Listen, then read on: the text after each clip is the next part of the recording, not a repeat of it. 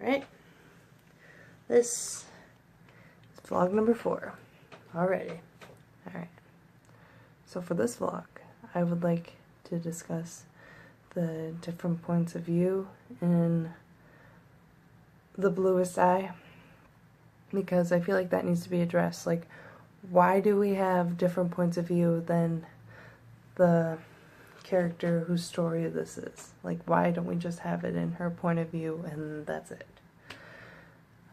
So a main question I would like to focus on is, how does the shifting of the point of views in the Bluest eye illustrate the role that outside sources or forces play on a person's self-esteem? So let's elaborate on that. So first, we have the point of view of Piccola's friend, Claudia. This is Piccola's story. Why do we have her friend's view instead of her own? Well, friends obviously play an important role in shaping a person's life, or just a person in general. They adapt to each other's ideals, likes or dislikes, political views, just in general, etc. By using Claudia's point of view, we get to see Piccola through this perspective of someone that's trying to help Piccola. I also believe that the first person view is only in Claudia's point of view because she is more outspoken than Piccola. She talks about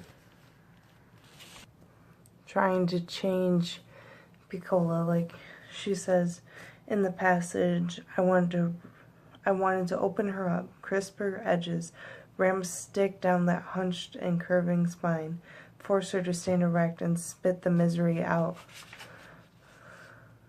on the streets. But she held it in where she could lap up into her eyes.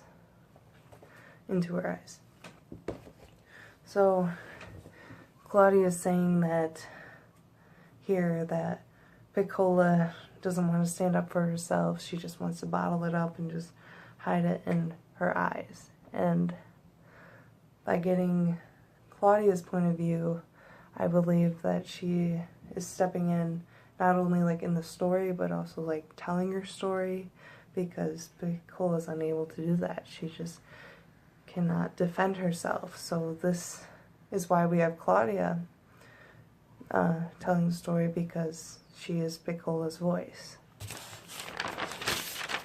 The other point of view we have taking place here is third person omniscient. By using an outside force to narrate Piccola's life, we get a better understanding that a stronger force beyond Piccola's control is playing a larger role in Piccola's life. Now, I know I'm making a jump here, but I believe that this larger force is society. If it weren't for society, with all of its racial segregation and rules of oppression, Piccola would believe that she herself is in fact beautiful. Instead, kids at school are teasing her because she has a darker skin than they are, and adults make her feel nasty because of their own fear that because they are of color, they are lower of society. But for instance, one of these adults says to one of her kids that there's a difference between colored people and the N-word. They are easily identifiable. Colored people are neat and quiet, and N-words were dirty and loud. So they try to put labels on the two different so that they feel better about themselves while making Piccola feel nasty. Anytime we have Piccola without Claudia, I feel as though society is stepping in to inflict more damage to Piccola's story.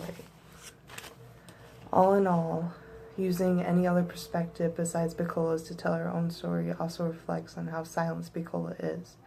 We are left to interpret what exactly Piccola's thought process is. Therefore, we are kind of telling her story ourselves, too. which is a different idea.